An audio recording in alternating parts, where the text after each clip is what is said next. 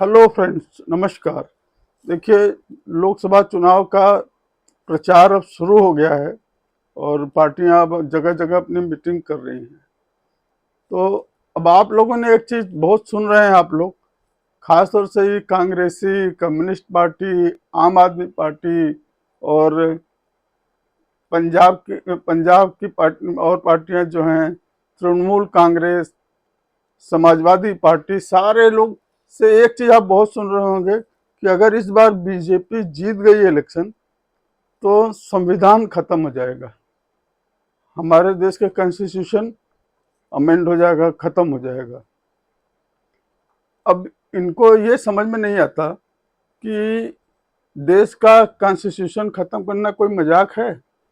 पिछले 10 सालों में पीएम मोदी ने ऐसा कौन सा काम किया है कि आपको लगता है कि कॉन्स्टिट्यूशन खतरे में हो जाएगा? बस एक ही काम नहीं किया है कि आपकी तरह मुस्लिम अपीजमेंट नहीं किया उन्होंने, कि इफ्तार पार्टी देना और तरह तरह के मुसलमानों के लिए ही सारी योजनाएं ले आना। मोदी जी जितनी योजनाएं ले आए हैं उसका सबसे ज्यादा फायदा मुसलमान उठा रहे हैं इस देश के, लेडीज जेंट्स सब। मुसलमानों की भलाई के लिए बहुत सी 3 तलाक वगैरह खत्म करना है, ये क्या हिंदुओं के लिए किया है क्या? मुसलमान की महिलाओं को जो प्रताड़ना झेलनी पड़ती थी उसके लिए 3 तलाक खत्म करवाया, कानून बनाया उसके लिए। अब कोई 3 तलाक दे के ऐसे बच नहीं सकता महिलाओं को। तो ये एक्चुअली अब तक कांग्रेसियों ने क्या किया था कि मुसलमानों का तुष्टिकरण करते थे और हिंदुओं को डिवाइड करते थे। हिंदू भी ऐसे बेवकूफ की जात पात में अपना बटे रहते थे, जात पात में, और ये कुछ कांग्रेस को वोट देते थे, कुछ इधर वोट देते थे, पूरे मुस्लिम कांग्रेस को वोट देते थे करके कांग्रेस जीतती रहती थी। और कुछ जो है तो बान कांग्रेसी ही थे। जबकि आज की कांग्रेस का वो जो अपने अपने देश की स्वतंत्रता की लड़ाई में जो कांग्रेस लड़ी थी उससे आज की कांग्रेस का कोई लेना देना ही नहीं है। एक तो ये लोग पूरे परिवार की पार्टी है, बाप, नाना, दादी, फिर पापा, फिर उनका लड़का, इससे पूरा ट्रेडिशन। अपोजिशन की मैक्सिमम पार्टियां इस तरह से ही चलती हैं। और जो नहीं चल रही हैं अभी डायनेस्ट के रूप में, अब वो भी घुस रही है डायनेस्ट के रूप में।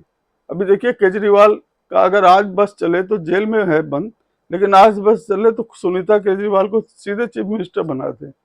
लेकिन इतने अपने लिए इतने बड़ा वो बना बना के रखा है ना उसने, उसको शर्म आ रही है कि कैसे भी बना दे, फिर भी बना देगा। देखिए, तो अब देखिए संविधान खतरे में क्यों? भाई संविधान खतरे में पड़ेगा क्या? भारत में सिर्फ मुसलमानों को खुश करने का ही जिम्मा लिया है क्या सरकार पार्टियों ने? सरकार का काम सिर्फ मुस्लिम को खुश करना है? वो तो नहीं है। सरकार बाकी इतने हिंदू जो 80 करोड़ हिंदू हैं, 80-90 करोड़, उनको भी तो देखेगी ना सरकार। तो ये मेरे समझ में नहीं आता कि जो पार्टियां मुसलमानों के फेवर में बात करती हैं, उनकी तुष्टिकरण करती रहती हैं, उन्हीं के बारे में सोचती रहती हैं, हिंदुओं के बारे में बिल्कुल नहीं सोचती।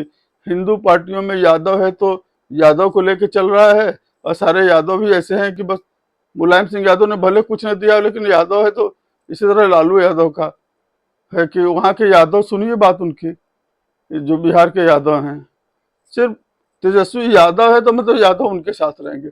इसी तरह से ये हिंदू भी कमजोर पड़ जाते हैं। अब हिंदुओं को एक साथ रहने की जरूरत आ गई है और संविधान कुछ खतरे में नहीं पड़ने वाला है। ये राहुल गांधी किसको डरा रहा है भाई? राहुल गांधी को ABCD मालूम है संविधान का क्या है, हमारे कॉन्स्टिट्यूशन में क्या लिखा है, उसको कुछ पता ही नहीं होगा। राहुल गांधी को बड़ी बड़ी बातें करता रहता है।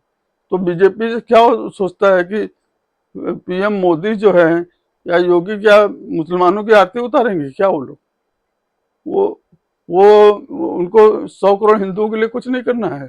कांग्रेस, तुम लोग कांग्रेसी जिस तरह से करते आए हैं उसी तरह से उम्मीद करते हो कि बीजेपी भी करे। तो इसीलिए कांग्रेसियों को डरा रहे हैं पब्लिक को। अब आज की कांग्रेस को, चाहे सपा हो, चाहे और दूसरी पार्टियां, आम आदमी पर, इनको समझ जाना चाहिए कि अब हिंदू बहुत जागरूक हो गए हैं, हर चीज समझने लगे हैं। तुम्हारे कुछ कहने होने से फर्क पड़ता नहीं है लोगों को। और इसीलिए चारों तरफ देखिए, मोदी को क्यों इतना पसंद करते हैं? मोदी ने पूरे देश में 10 साल में सारे डेवलपमेंट के ही काम किए हैं। मुसलमानों के खिलाफ कौन सा काम किया है मोदी ने भाई कि आप इस तरह की बातें करते हो? कॉन्स्टिट्यूशन हम मुसलमानों को सर पे नहीं बैठाया आपने, बस वही किया है। सारे काम, कोविड का इतना बड़ा मैनेजमेंट, इतना छोटी छोटी चीजों पे मोदी ने काम किया है। टॉयलेट के लिए एक छोटी चीज थी जिसके कांग्रेसियों ने कभी ध्यान नहीं दिया।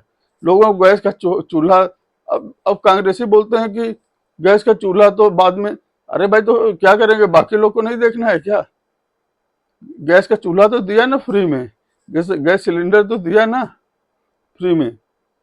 तो इतना कंस्ट्रक्शन चारों तरफ, हम लोग समझते हैं कि मोदी जी के पास जितना पैसा मिल रहा है टैक्स वगैरह से, किस तरह से खर्च होते हुए दिख रहा है पूरे इंडिया में। ये कांग्रेसियों को जैसे एक पैसे का अकल ही नहीं है, उल्टा सीधा बस बोलना इनको आता है। और ये न्यूज चैनल वाले कुछ, पता नहीं कांग्रेस से क्या प्रेम है इन लोग को कि सबको आइन खतरे में दिखता है, सबको संविधान खतरे में दिखता है, और कांग्रेस जैसे कि एकदम गंवारों जैसी बात करता है राहुल गांधी, पप्पू टाइप की, वो उसमें इनको सारे गुण दिखते हैं। तेजस्वी यादव में सारे गुण दिखते हैं, जो कि एक अक्षर पढ़ा लिखा नहीं है। तेजस्वी यादव दूसरे को नौकरी देने की बात करता है, जिसको खुद की चपरासी की नौकरी नहीं मिल सकती, उसको कक्षा 9 फेल है। तो ऐसे लोग को क्यों पब्लिक वोट देगी भाई? ये देश इतना, मोदी जी ने नाम बढ़ाया है देश का, इतने चैलेंजेस के बाद। हमारे दो तरफ दुश्मन बैठे हुए हैं, एक तरफ चाइना इतना बड़ा दुश्मन है, उधर पाकिस्तान हर कदम पे इंडिया की बुराई सोचता रहता है, बस नहीं चलता नहीं तो क्या करते। तो ऐसे चैलेंजेस को साथ रखते हुए मोदी जी ने सबसे आंख में आंख डाल के बात किया है, किसी के आगे झुके नहीं है। पूरे इंडिया में अमेरिका से, रशिया से, इजराइल से, फिलिस्तीन से, सऊदी अरब, यूएई, फ्रांस, सब जगह से इतनी अच्छी दोस्ती बना के रखा हुआ है मोदी जी ने। ऐसा प्राइम मिनिस्टर तो इंडिया का लक था कि 2014 में ऐसा प्राइम मिनिस्टर मिला। जिस तरह मोदी जी काम कर रहे हैं, गुजरात स्टेट में जो काम करते थे वो उतना भले ना हाईलाइट हुआ हो, लेकिन जिस तरह से काम कर रहे हैं मोदी जी, इतना अच्छा काम करेंगे इसकी उम्मीद नहीं थी हम लोग को 2014 में। लेकिन इनके, मोदी जी के दिमाग में लगता है कि 24 घंटे सिर्फ देश की डेवलपमेंट की बात रहती है। और ये आज के बाद ये कांग्रेसियों को और कम्युनिस्ट पार्टी हैं और बाकी आम आदमी पार्टी, ये लोग कॉन्स्टिट्यूशन वगैरह को जो डराने की कोशिश करते हैं ना, मोदी से जैसा दिमाग तुम्हारे पास है ही नहीं है। Modi ji will be the last man in India जो कि ऐसा कभी सोच सकता है। तुम लोग से, तुम्हारी राहुल गांधी की दादी ने जब यहाँ इमरजेंसी लगाया था तब संविधान खतरे में नहीं था, ये किसको बता रहे हैं भाई? तो पब्लिक, मेरा देश के देशवासियों से रिक्वेस्ट है कि ये अपोजिशन की झांसे में तो आए ही ना। और नौकरी की बात जब ये करते हैं राहुल गांधी, तो ये नौकरी, इनके इस जमाने में क्या सब लोग के पास 3-3 नौकरियां लेके घूम रहे थे क्या सारे लोग? जब पढ़ेंगे लिखेंगे नहीं, कोई स्किल्ड काम नहीं सीखेंगे तो नौकरी कौन देगा इनको? ये बड़ी बड़ी कंपनियां क्या फालतू तनख्वाह देने के लिए इनको नौकरी पर रखेंगे? पढ़े लिखो, जो पढ़े लिखे योग्य लगे उनके हाथों में 10-10 नौकरी है। लेकिन पढ़ो लिखोगे नहीं, 2 शादी, 20 बच्चे और नौकरी नहीं मिल रही है। ऐसे नौकरी ऐसे कैसे पढ़ोगे लिखोगे नहीं तो कौन देगा नौकरी भाई? कोई नहीं देगा नौकरी, सब बेरोजगार ऐसे रहो, बल्कि बोझ हो ऐसे लोग क्योंकि पढ़ते लिखते नहीं हो, नौकरी की बात करते रहते हो। कोई बिजनेस करने में जैसे शर्म आती है इनको, सब लोग को सरकारी नौकरी चाहिए। तो इस देश में ऐसे नहीं चलेगा।